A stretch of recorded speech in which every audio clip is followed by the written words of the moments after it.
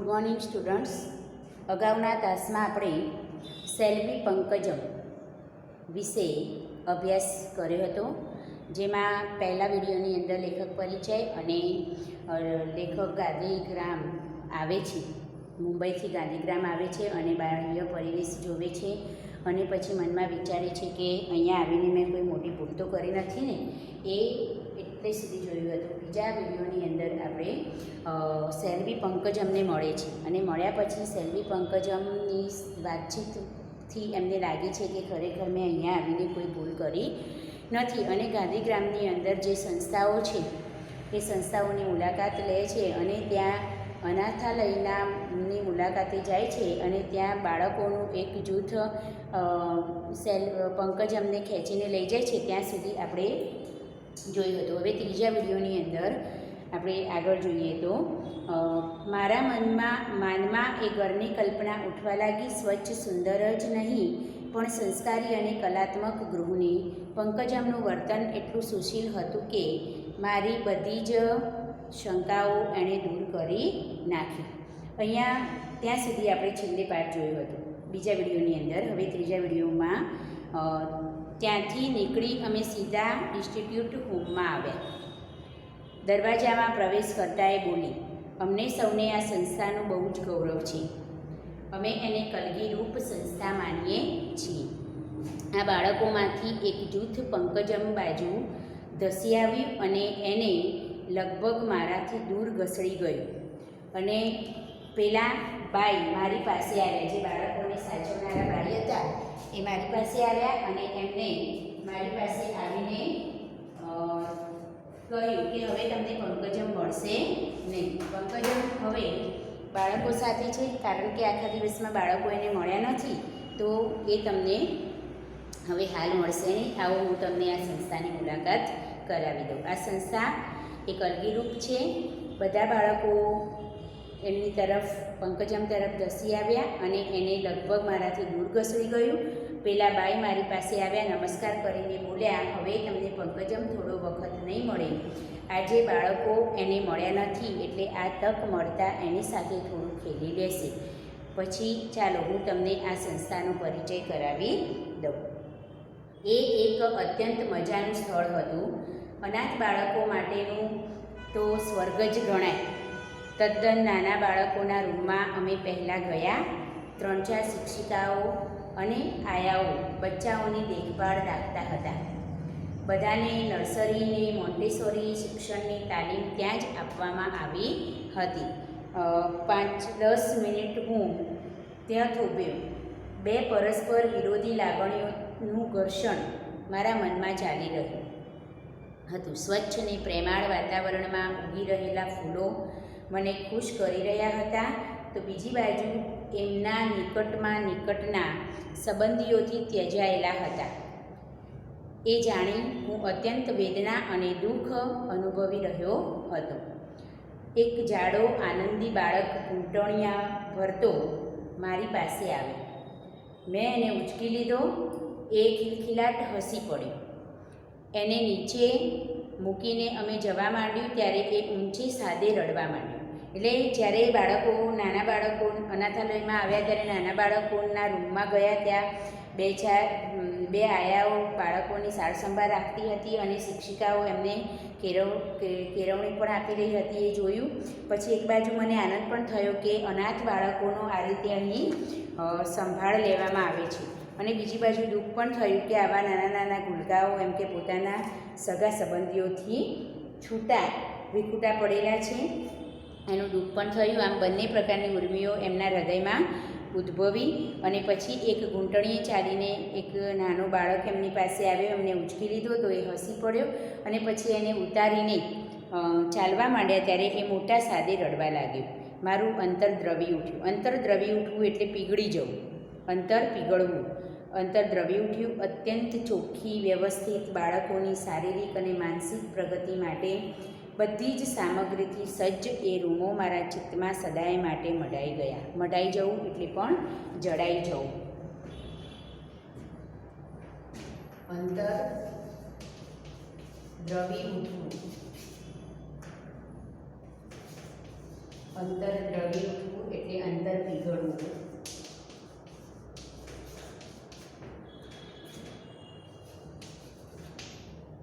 અને મઢાઈ જવું એટલે જડાઈ જવું, મઢાઈ જવું એટલે જડાઈ જવું.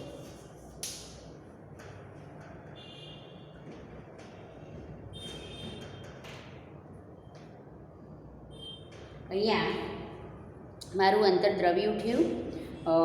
આ જે બાળકોની માનસિક અને શારીરિક પ્રગતિ માટે જે થઈ રહ્યું હતું એ બધું જ મારા મનમાં ખૂબ જ એમ કે ગાઢ ચિત્તમાં સદાયને માટે જડાઈ ગયું. બહાર મેદાનમાં આવ્યા અમે. નાના બાળકો કિલ્લોલ કરી રહ્યા હતા. એકાએક પ્રશ્ન ઉઠ્યો. મેં પૂછી નાખ્યું. માફ કરજો, આ પ્રશ્ન પૂછવા માટે પણ ઉત્સુકતા નથી રોકી શકતો. આ બધાના મા બાપોને તમે જ્ઞાત છો? આ બધાના માતા પિતાને તમે જાણો છો? એમ આ બાળકોને અહીં કોણ લાવે છે? આ બાળકોને અહીંયા અનાથાશ્રમમાં કોણ મૂકી જાય છે? અને આ બાળકોને તમે એમના માતા પિતાથી પરિચિત છો? એમ પૂછે છે.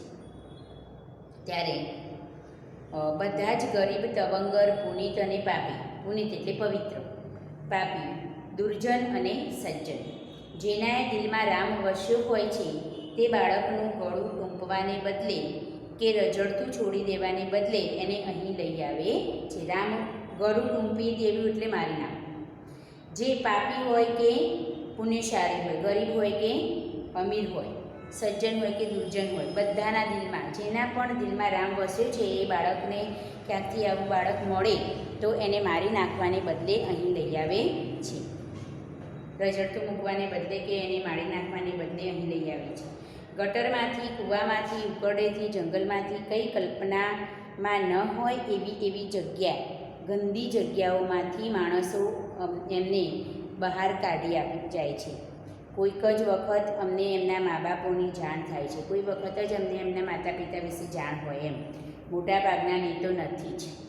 અને મોટાભાગના બાળકોના માતા પિતા કોણ છે એ અમે જાણતા નથી. એમ કિશોર બ્લોક બાજુ અમારા આગળ વધતા હતા.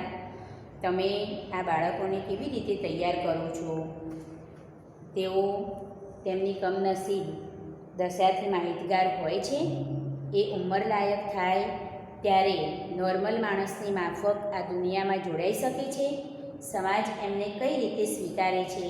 તમારો અનુભવ શું કહે છે? એટલા બધા આવા પ્રકારના પ્રશ્નો કે આ બાળકોને એમની પોતાની દશા વિશે કશી ખબર હોય છે. એમ પછી એ ઉંમરલાયક થાય ત્યારે નોર્મલ રીતે જીવી શકે છે, જેમ સામાન્ય માણસ સમાજમાં જીવે, જેના માતા પિતા હોય, ઘર પરિવાર હોય, એ રીતે આ બાળકો એમ કે સમાજમાં જીવી શકે છે, જોડાઈ શકે છે, સમાજ એમને સ્વીકારે છે ખરો? તમારા અનુભવો શું કહે છે? એટલે અત્યાર સુધી તમે અનુભવ્યું હશે તો તમારું શું કહેવું થાય છે? એમ આ બાળકોને સર્વ રીતે તૈયાર કરવામાં અમે અમારાથી બને એટલું બધું જ કરીએ છીએ. એમની બુદ્ધિને, બીજી શક્તિઓને લક્ષમાં લઈ એને લાયક તાલીમ આપવા અમે પૂરો પ્રયત્ન કરીએ છીએ. મોટાભાગે સફળતા મળી છે અમને, પરંતુ કેટલાક બાળકોની બાબતમાં અમે નિષ્ફળ ગયા છીએ. મોટાભાગે અમને સફળતા મળી છે, પણ કેટલાક બાળકોની બાબતમાં અમે નિષ્ફળ, એટલે 100% સફળતા મળી નથી. એમને તૈયાર કરવામાં એમની આંતરિક શક્તિઓને જાણીને અમે એમને કેળવણી આપીએ છીએ. તો એમાં અમને થોડીક સફળતા મળી છે, તો થોડીક અસફળતા પણ મળી છે.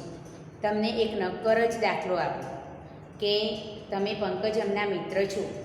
પંકજમ એ આ સંસ્થાની આગવી સિદ્ધિ છે. પંકજમ પણ અનાથ જ છે અને એ પણ આ સંસ્થામાં જ ઉછળીને મોટી થઈ છે.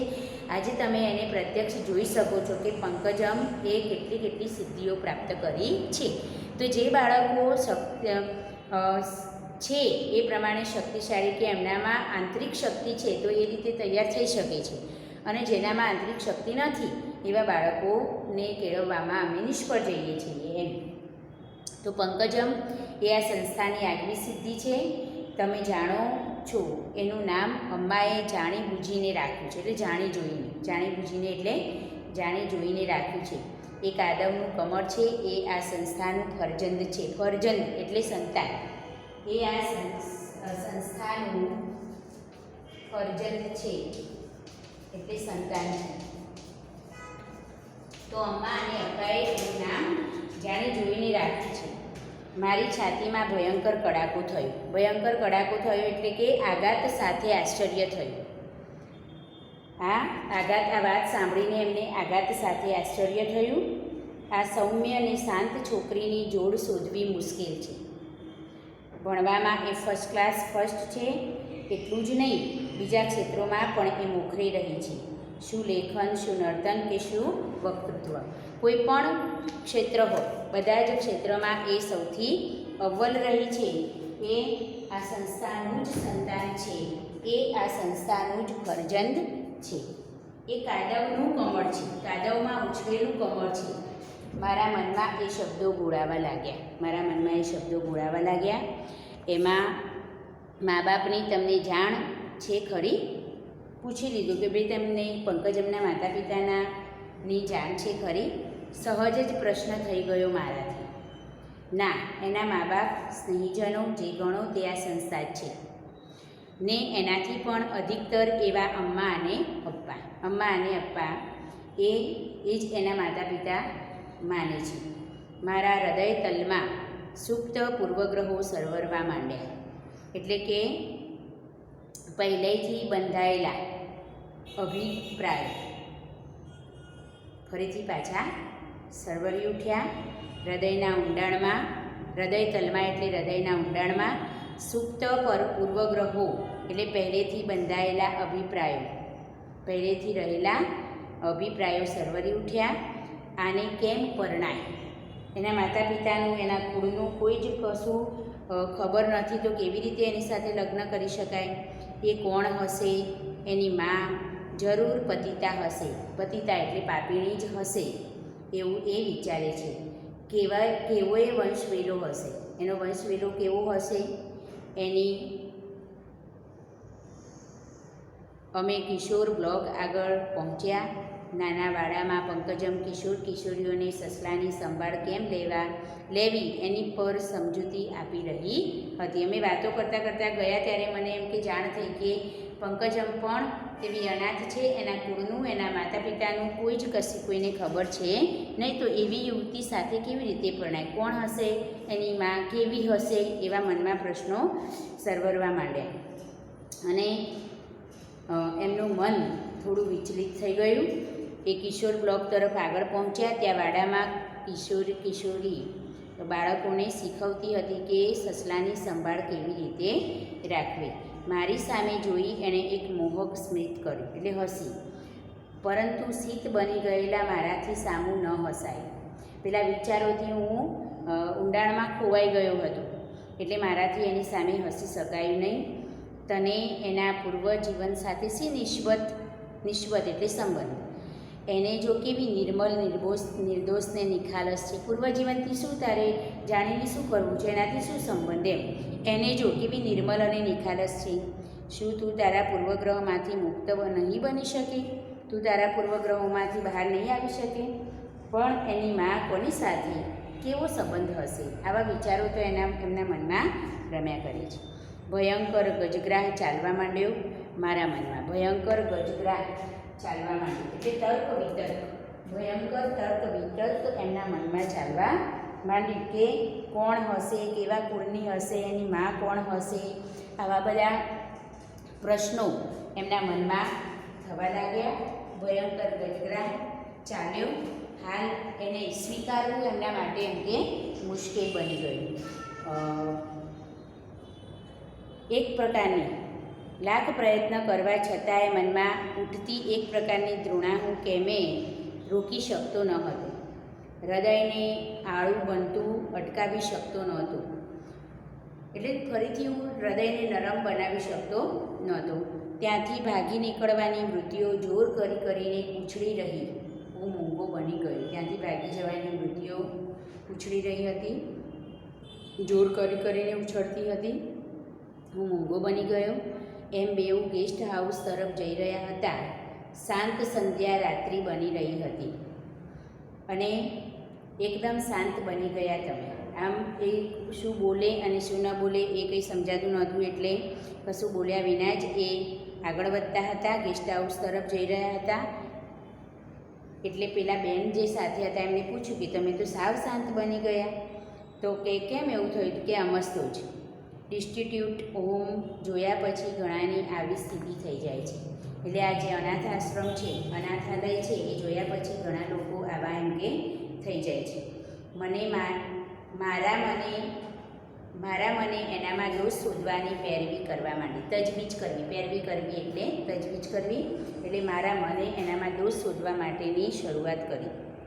પરંતુ આછા અંધકારમાં એનો આકાર માત્ર આકર્ષક જ લાગ્યો. હું દોષ શોધતો હતો પણ મને એના વ્યક્તિત્વમાં કોઈ દોષ દેખાયો નહીં. એના બોલમાં નરી સાલસતા એટલે સરળ સ્વભાવ, સાલસતા એટલે સરળ સ્વભાવ અને પ્રેમાળપણું જ સંભળાયું. હું એનામાં દોષ શોધતો હતો પણ મને દોષ દેખાયો નહીં. એના સ્વભાવમાં સરળતા અને પ્રેમાળપણું જ દેખાયું. કંઈક ડાઘા શોધવાના મારા પ્રયત્નો નાકામયાબ બન્યા. એનામાં હું દોષ શોધતો હતો પણ મને દોષ મળ્યો નહીં. એટલે કંઈક ડાઘા શોધવાના મારા પ્રયત્નો એમ કે નકામા ગયા. સવારે જોઈ હતી, જાણી હતી, એથી એ વધુ એ આકર્ષક જણાતી હતી. સવારે મેં એને જે જોઈ હતી, જાણી હતી, એના કરતાં પણ એ વધારે અત્યારે આકર્ષક લાગતી હતી. એ પણ ચૂપચાપ ચાલી રહી હતી. મને એવો સંદેહ થયો કે એના મનમાં પણ કોઈ જબરી ભાંજગડ ચાલી રહી છે. ભાંજગડ એટલે ગડમથલ. એટલે એ પણ કશું બોલતી નથી ને ચૂપચાપ ચાલતી હતી. હું પણ ચૂપચાપ ચાલતો હતો. મારા મનની સ્થિતિ શું હતી એ તો હું સમજતો જ હતો, પણ એના મનમાં પણ કંઈક ગડમથલ ચાલી રહી હતી એવું મને લાગ્યું, એમ કહે છે. એકાએક એનો મધુર અવાજ રણકી ઉઠ્યો. અચાનક બોલી ઉઠી, જુઓ, મારે તમને એક અગત્યની વાત કહેવાની છે. મારે તમને એક અગત્યની વાત કહેવી છે. તમે કોઈ પણ નિર્ણય લો એ પહેલાં એ વાત તમને કહેવાની હું મારી ફરજ સમજું છું. તમે કોઈ પણ નિર્ણય લો એ પહેલાં હું તમને વાત કહેવા માગું છું. હું સમજી ગયો કે એ કઈ વાત મને કહેવાની હતી. હું સમજી ગયો કે મને કઈ વાત કહેવાની હતી. જીવનમાં કદીએ નહોતું ધડક્યું એમ હૃદય ધકધક થઈ રહ્યું. મારા રોંગટા રોમાંચ અનુભવી રહ્યા હતા. મારું જીવન એક અનોખી કહાણી છે. એટલે પંકજમે હવે પોતાના પૂર્વજીવન વિશે નાયકને કહેવાની શરૂઆત કરી. કારણ કે એ એમની સાથે કોઈ પણ સંબંધ જોડતા પહેલાં કોઈ એના જીવન વિશે કોઈ વાત છુપાવવા માગતી નથી. એટલે એ નિર્મલ હૃદયની છે. એટલે એને પૂર્વજીવન વિશેની વાત કહેવાની શરૂઆત કરી. મારું જીવન એક અનોખી કહાણી છે. મારું નામ મારી કથા કહી દે છે. મારું નામ જ મારી કથા કહી દે. કાદવમાં ઉછળેલું ફૂલ એમ. મારે ઘર નથી, મા બાપ નથી, સ્વજન નથી. દુનિયાના વ્યવહારની દ્રષ્ટિએ જે ગૃહ તમે હમણાં જોયું તે જ મારું સાચું ઘર છે. દુનિયાની વ્યવહારની દ્રષ્ટિએ મારી પાસે કોઈ ઘર કશું છે નહીં. આ જે તમે જોયું હમણાં એ જ મારું ઘર છે. ત્યાંના સંચાલકો અને ભૂલકાઓ મારા સ્વજન છે. ત્યાંના સંચાલકો અને નાના નાના ભૂલકાઓ મારા સ્વજનો છે. અમ્મા અને અપ્પા મારા મા બાપ છે. અમ્મા અને અપ્પા મારા માતા પિતા છે. મારી નાત, મારું ગોત્ર, મારી જાતિ કશાની મને ખબર નથી. હું કાદવનું ફૂલ છું, પણ મને હું રજ માત્ર હીન ગણતી નથી. રજ માત્ર એટલે સહેજ પણ અને હીન એટલે અધમ. હું મારી જાતને સહેજ પણ અધમ ગણતી નથી, બલકે મને એનું ગૌરવ છે. પરંતુ મને હું અહીંનું સંતાન છું એનું ગૌરવ છે. મારા પૂર્વગ્રહો વગળતા ગયા. આ પંકજમની વાત સાંભળીને લેખકના પૂર્વગ્રહો જે મનમાં બંધાયા હતા એ ઓગળવા લાગ્યા. રહી રહીને મારા હૃદયમાં પ્રશ્ન ઉઠી રહ્યો અને મનમાં પ્રશ્ન થયો કે કોઈ પણ સ્ત્રીએ પોતાના જીવનની કૃષિત વાત શું આ રીતે મને કહી હોત ખરી? પંકજમની જગ્યાએ જો કોઈ બીજી સ્ત્રી હોત તો કદાચ એના જીવનની આવી કલંકિત કરે એવી વાત મને કરી હોત ખરી? ખરેખર પંકજમે એ વાત કહીને મારા મનના બધા જ પૂર્વગ્રહોને એને ભાંગી નાખ્યા છે, દૂર કરી દીધા છે. એમ કે કેટલી નિખાલસ અને નિર્મળ હૃદયવાળી છે. એમ જીવનની કૃષિત વાત શું આ રીતે મને કહી હોત ખરી? આ ઉદાત્ત સંસ્કારની નિશાની નથી શું? આ એના ઉત્તમ સંસ્કાર છે એવું ના કહી શકાય? આ ખાનદાની નથી શું? આ એનું ખાનદાની છે એવું ના કહી શકાય? હું ઉર્મિલ બની ગયો. મારા હૃદયમાં ઉર્મિઓ ભાવો ઉઠવા લાગ્યા. પંકજમની સુંદરતા, એના અવાજની મીઠાશ ને આત્મીયતા, એના દેહની સુગંધ, એના વ્યક્તિત્વની આકર્ષકતા બધું મારા મનમાં તરી રહ્યું હતું. એક વાત પૂછું તમને? એને કહ્યું કે એક વાત તમને કહું. હું બોલ્યો ને પછી એ અટકી ગઈ. તમે મને સ્વીકારશો સેલ્વી પંકજમ? મેં કાંપતા સ્વરે પૂછ્યું. એક વાત પૂછું તમને? હું બોલ્યો અને એ પછી બોલતી અટકી ગઈ. પછી મેં પૂછ્યું કે તમે મને સ્વીકારશો સેલ્વી પંકજમ? તો એ કાંપતા સ્વરે પૂછ્યું. તો શું કહ્યું તમે? સ્વીકાર? ના, હા. એ હર્ષના અતિરેકથી થોથવાઈ ગઈ. એ પ્રશ્નનો કોઈ જવાબ ન આપી શકી અને થોથવાઈ જવું એટલે વ્યવસ્થિત બોલી ન શકવું. એ પ્રશ્નનો ઉત્તર એ વ્યવસ્થિત બોલી ન શકી. એ ગળગળી બની ગઈ. એનો અવાજ ગળામાં ઘૂંટાઈ ગયો. એની વાચા મૌન બની ગઈ અને એણે નજીક આવી મારા હાથ પકડી લીધા. એની આંખમાં આંસુ સરી રહ્યા હતા. એને નજીક આવી મારા હાથ પકડી લીધા. એની આંખમાં આંસુ ઉભરાઈ આવ્યા હતા. હરખના આંસુ કહીએ તો હરખના, અને જે કહીએ તે, પણ એના આંખમાં આંસુ ઉભરાઈ આવ્યા હતા. એનું હૈયું દ્રવી ઉઠ્યું. મારું હૈયું દ્રવી ઉઠ્યું. એ થોડી સ્વસ્થ બની બોલી, સાચે તમે મને સ્વીકારશો? હું આ ઉત્તર માટે તૈયાર નથી. તમે મને ચૂપચાપ તડછોડી અહીંથી ચાલ્યા ગયા હોત તો તે વધુ સ્વાભાવિક લાગત. કારણ કે તમારા જેવા યુવકો તો ઘણાએ અહીંયા આવ્યા અને મારી હકીકત જાણીને ચાલ્યા ગયા. પણ તમે સામેથી એમ કહો કે તમે મને સ્વીકારશો, તો આ ઉત્તર આપવા માટે એમ કે હું નહીં બોલી શકું, ઉત્તર માટે તૈયાર નથી. તમે મને ચૂપચાપ તડછોડીને અહીંથી ચાલ્યા ગયા હોત તો તે સ્વાભાવિક લાગત. એમ ઘણા ચાલ્યા ગયા છે. હું પણ ડોક ઉન્નત કરી, ખભા ઉછાળી, અભિમાનથી ચાલી નીકળી હોત. બીજે દિવસે બધું વિસરી પણ ગઈ હોત. પરંતુ આ નથી માની શકતી. અત્યાર સુધી જેટલા બી યુવકો મને જોવા આવ્યા છે એ બધા આ રીતે મને એમ કે મારી વાત જાણીને ચાલ્યા ગયા છે. તો કદાચ તમે પણ ચાલ્યા ગયા હોત તો હું એને સહર્ષ સ્વીકારી લે અને બીજા દિવસે એ વાતને ભૂલી પણ જાત. પણ તમે મને એવું કહ્યું કે મને સ્વીકારશો, તો એ વાતને હું નથી માની શકતી. આ પળ માટે વર્ષોથી હું થોભી છું. કોઈ મને એવું કહે કે તમે મને સ્વીકારશો, એ પળ માટે હું વર્ષોથી થોભી છું. મેં એની આશા બિલકુલ મૂકી દીધી હતી. અને ત્યારે એ સૌભાગ્યની ઘડી આમ અચાનક આવીને ઊભી રહી છે. નથી જીરવાતી એ મારાથી સહન થતું નથી. મેં એના આંસુ લૂછી નાખ્યા. એણે મારા હાથ આંખે દાબી દીધા.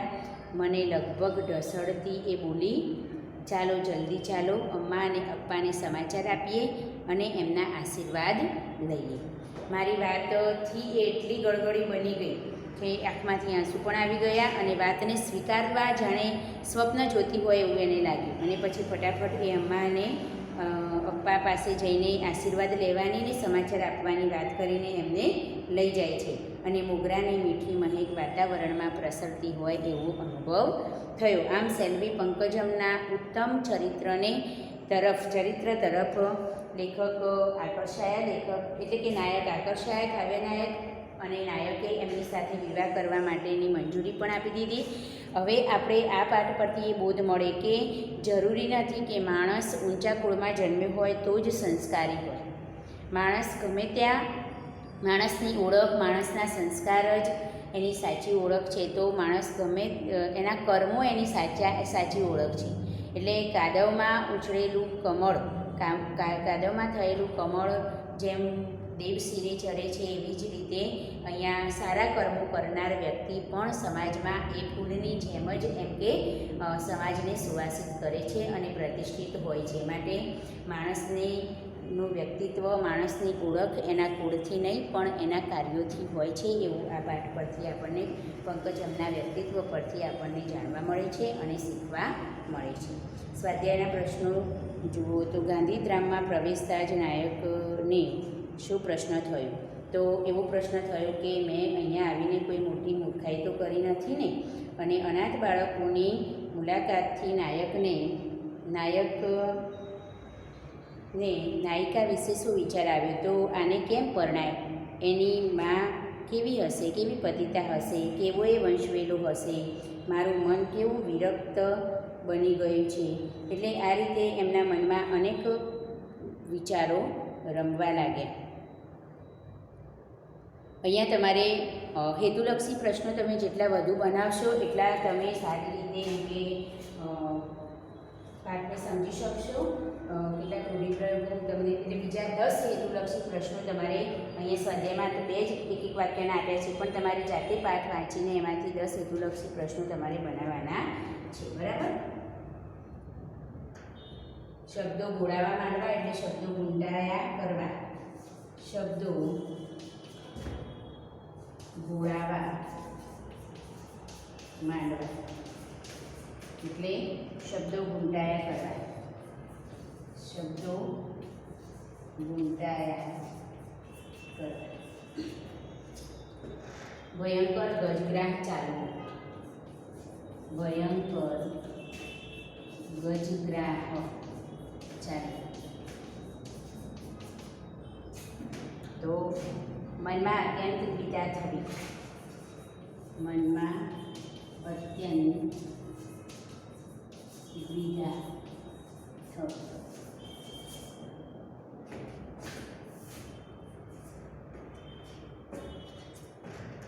અહીંયા બોર્ડ પર લખેલા શબ્દો તમારે લખી લેવાના. સાથે સાથે તમારે શબ્દોના અર્થ અને સ્વાધ્યાયના પ્રશ્નો તૈયાર કરવાના છે. અને અહીંયા બીજા હેતુલક્ષી પ્રશ્નો તમે બનાવશો તો વધુને વધુ તમને માર્ગદર્શન એટલે પાઠ સમજવામાં સરળતા રહેશે. બરાબર. વિરક્ત એટલે અનાસક્ત. વિરક્ત અનાસક્ત. બીજો શબ્દ નિર્લિપ્ત. સમાનાર્થી શબ્દો જ્યારે પૂછાય ત્યારે આવા શબ્દો ધ્યાનમાં રાખવા પડે, કેમ કે તમારે જાતે સમાનાર્થી લખવાના નથી આવતા. તમારે આપેલા શબ્દો જે છે એના જોડકા બનાવવાના હોય છે. એટલે આવા શબ્દો ધ્યાનમાં ના હોય અને મૂકેલા હોય તો તમે જોડકું ખોટું પડે અને એક સાથે 2 જોડકા તમારા ખોટા પડે.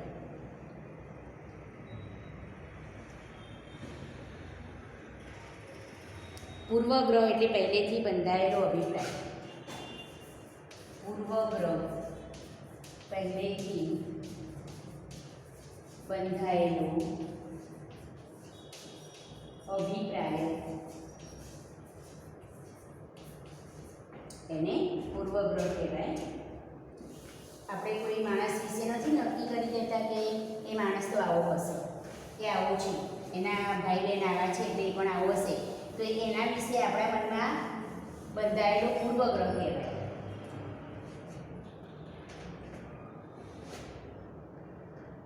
પતિતા એટલે પાપી.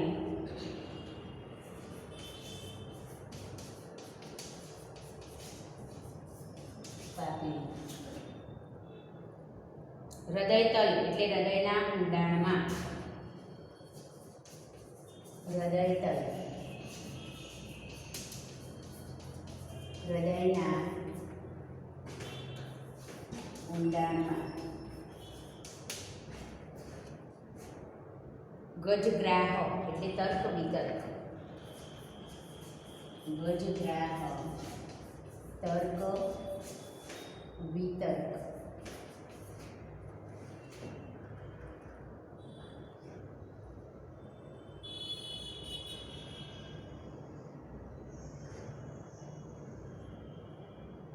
થોથવાઈ જવું એટલે વ્યવસ્થિત બોલી ન શકવું.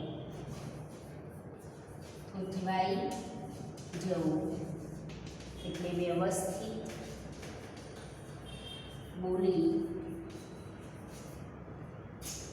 ન શકવું. હવે આ જે શબ્દોના અર્થ મેં તમને લખાયા એટલે તમારે તૈયાર કરવાના છે. સાથે સાથે સ્વાધ્યાયના પ્રશ્નો પણ તૈયાર કરવાના છે. Okay, thank you.